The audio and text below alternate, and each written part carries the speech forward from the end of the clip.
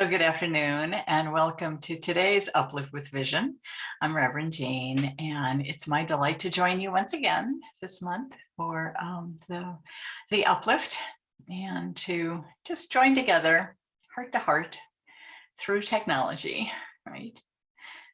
But as always, we begin in prayer. So let's do that right now. Just becoming present. Just joining together heart to heart with the divine right here, right now, for that's all. It is all God. That's all there is that's going on right now is God.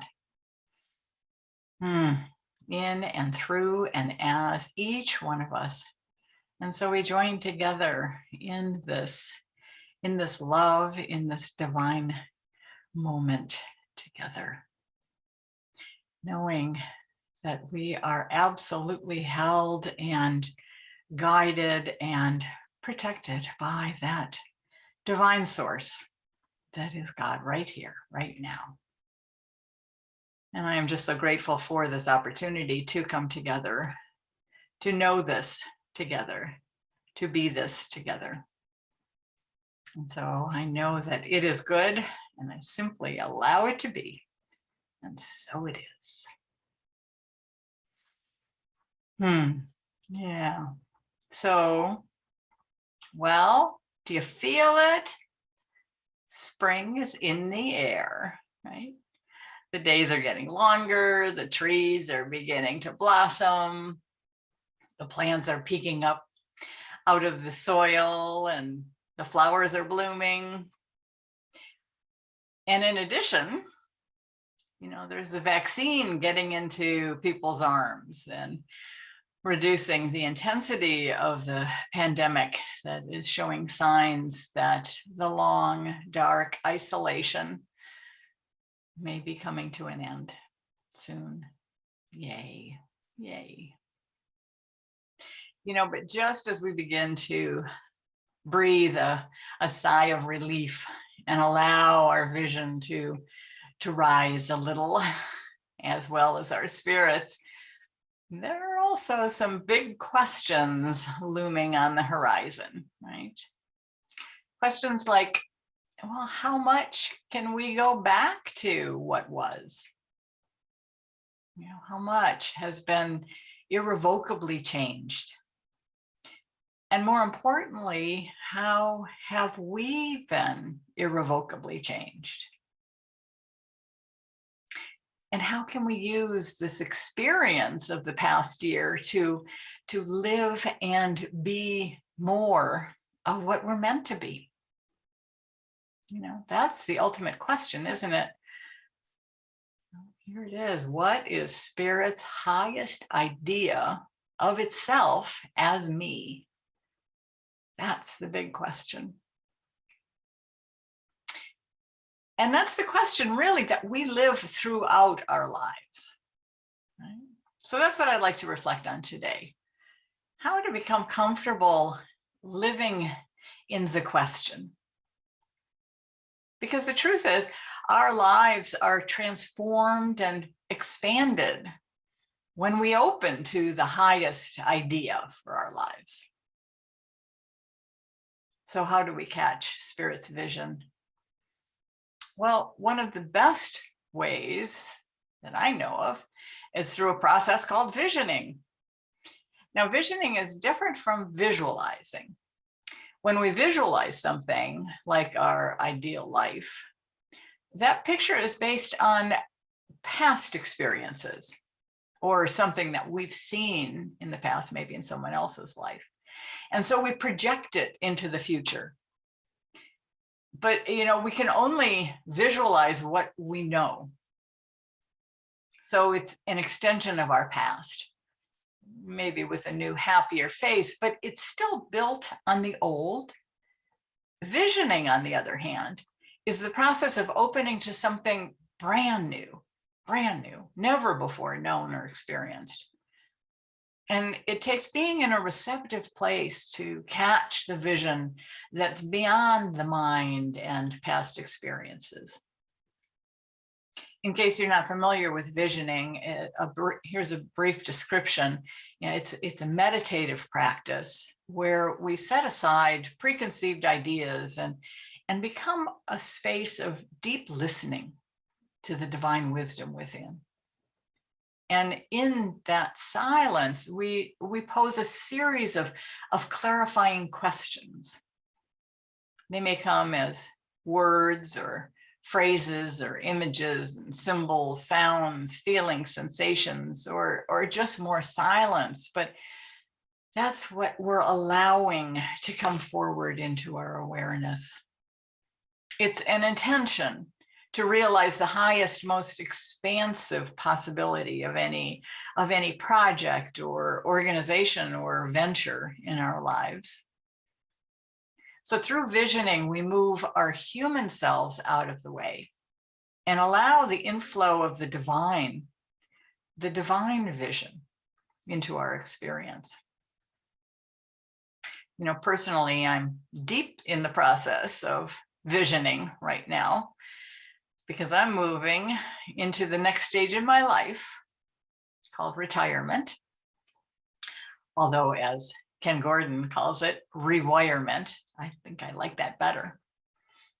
So I'm doing some deep listening and opening to connect with the divine urge that is seeking to express in and through and as me. And so I'm asking that question. What is Spirit's highest ideal as my life? You know, I've come to realize that that process requires imagination and creativity, a willingness to open up and embrace something completely new, never before experienced. Because visioning breaks us away from what we think we know and invites something greater to guide us. I heard this great saying the other day. It says, the heart knows things the mind only thinks it knows. The heart knows things. The mind only thinks it knows. So it's all about tuning into the heart, isn't it? You know, we have to come from a state of receptivity and openness to wonder, opening to the wonder of life. Visioning, to me, it reminds me of the summer days in my childhood when I would just lay on my back in the yard and just stare up at the sky.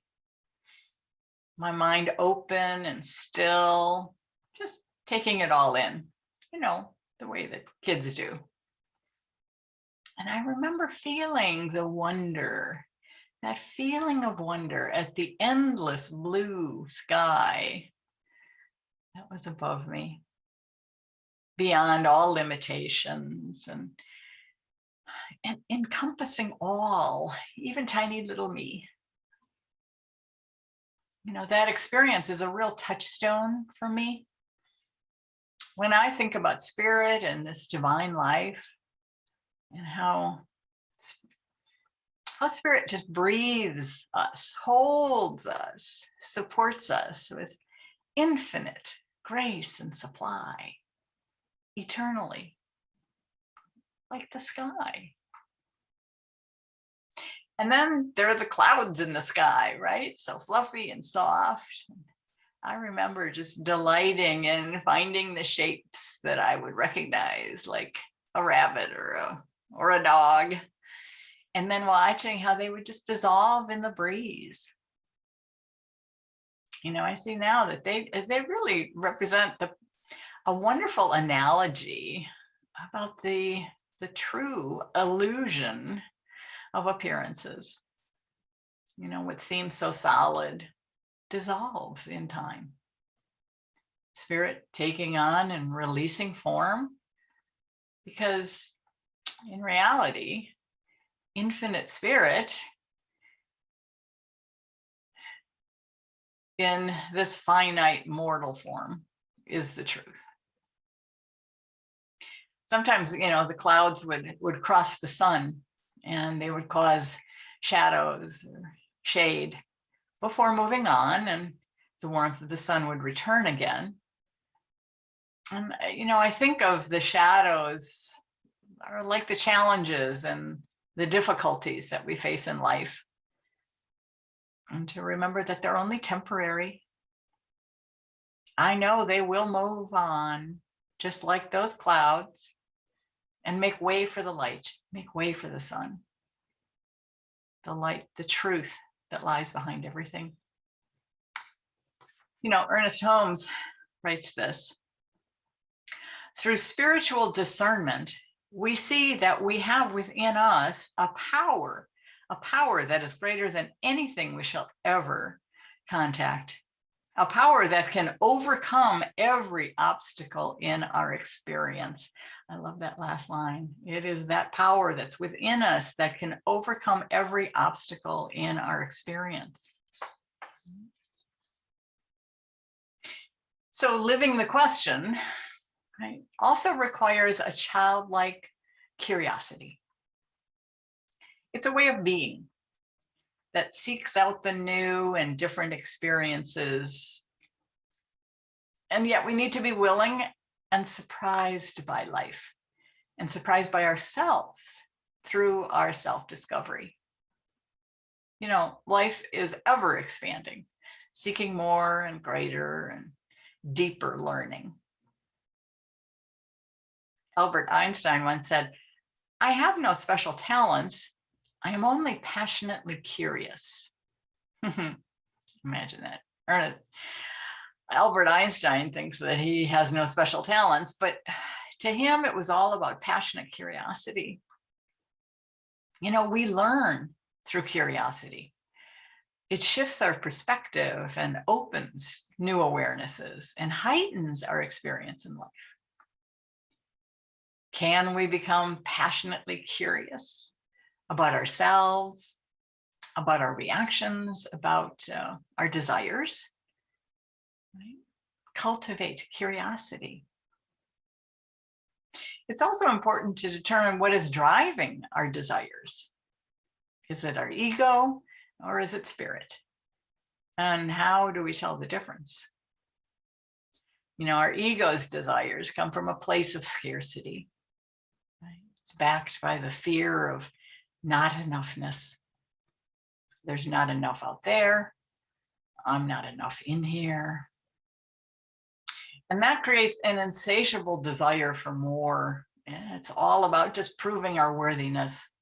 So that's the ego's cycle. Spirit's call, on the other hand, is one of more than enoughness. It's all those qualities of God, right? Wholeness and oneness and abundance and creativity and freedom and truth, overflowing and ever available. It creates uplifting ideas and heartfelt desires.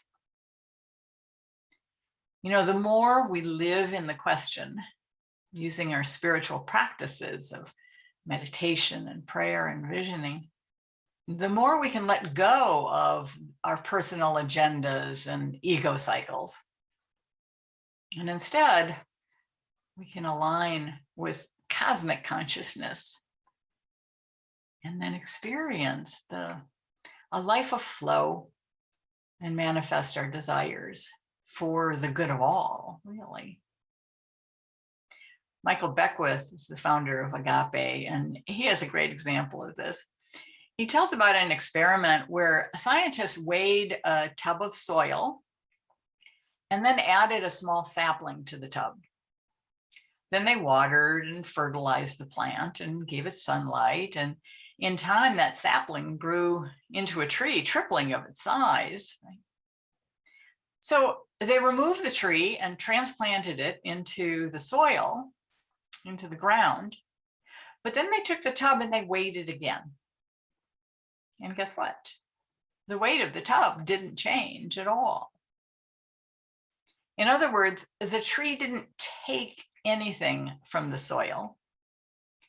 The dirt, the water, the light, that simply activated the energetic information that was within the sapling. And so it began to grow. So truly out of nothing, the tree flourished and became more of itself, right? So Beckwith says we're like that sapling. Within each one of us, there is an idea, a destiny, which is a unique pattern, a seedling. Yeah. And it doesn't come from the outside world or from our parents or society.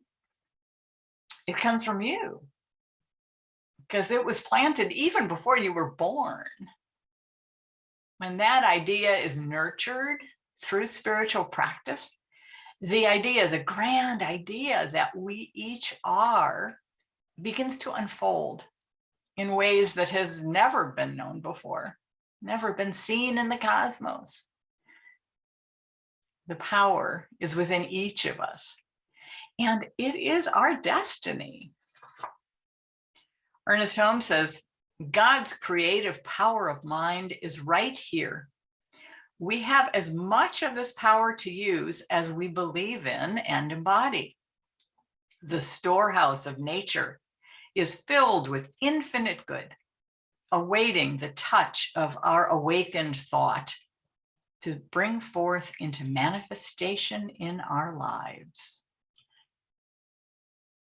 That's how we manifest it. The storehouse of nature, it is all there already. But we must create our own environment for the flourishing of those gifts. The water, the light, the nutrients, right?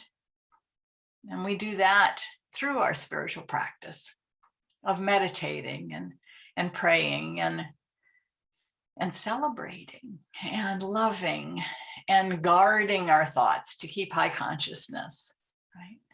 Those are the things that allow the flowering of spirit to take place. Out of nothing external, the giftedness of our soul begins to emerge.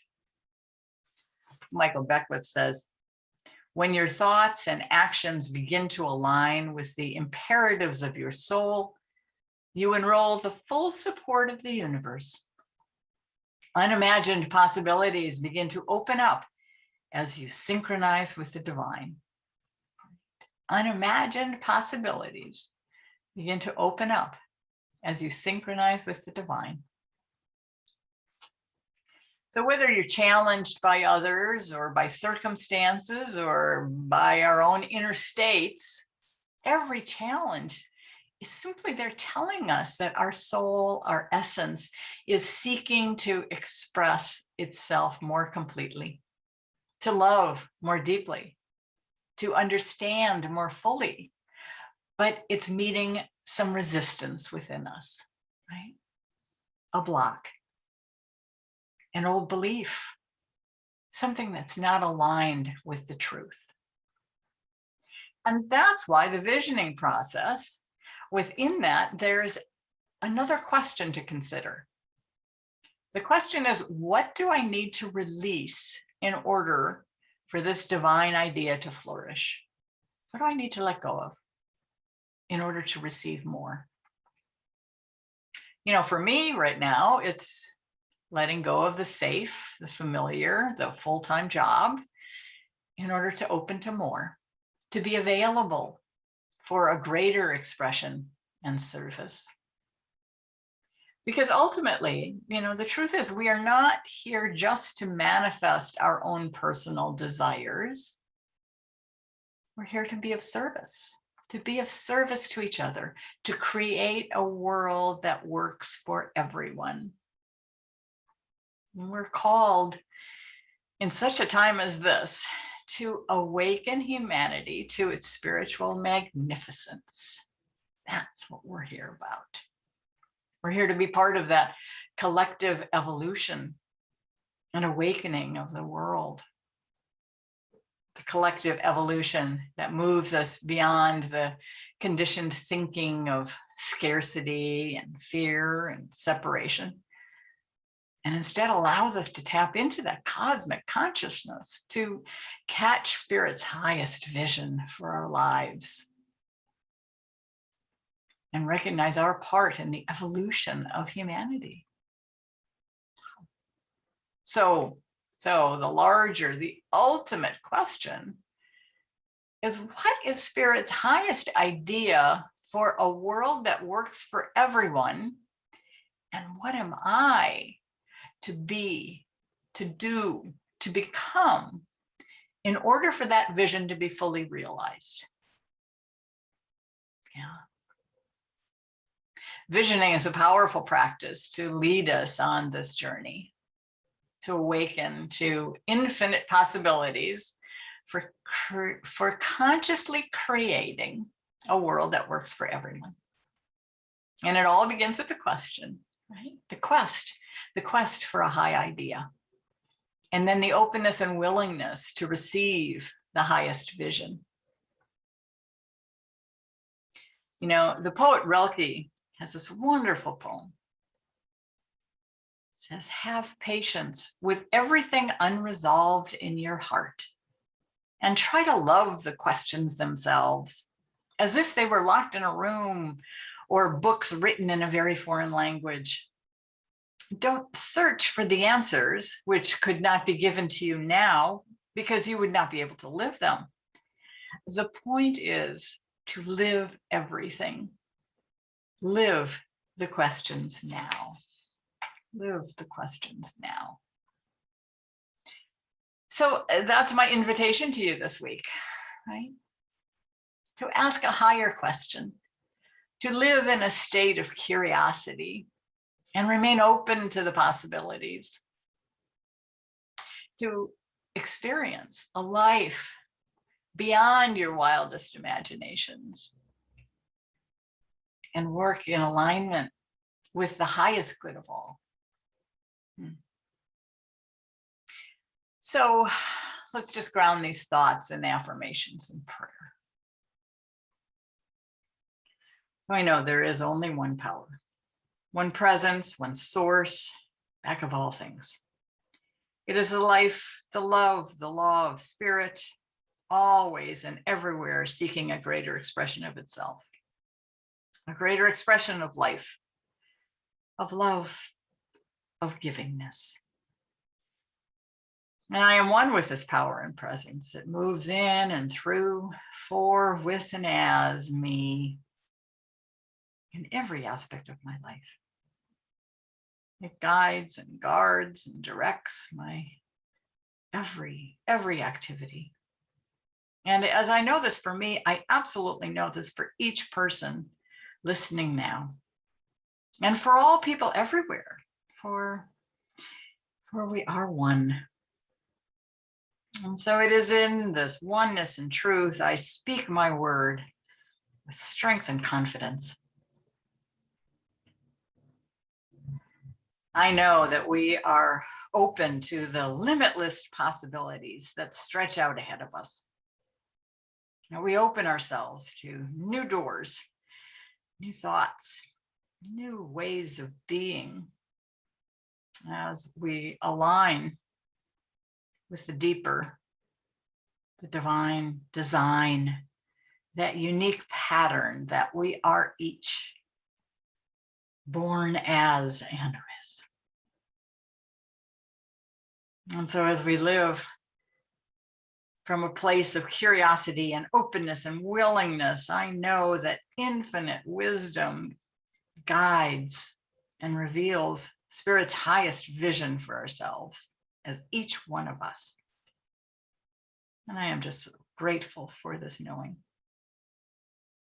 for this opportunity to experience life in a larger and just more full way. And so I release these words into the law, knowing that they are complete, knowing there is nothing more to be done, for Spirit has it well in hand. And so it is easy to release this with gratitude. Simply allow it to be. And so it is. Amen. So thank you for joining me today, and hope you have a wonderful rest of your day. Don't forget, tomorrow, tune in for another Uplift with Vision. Have a great day. Namaste.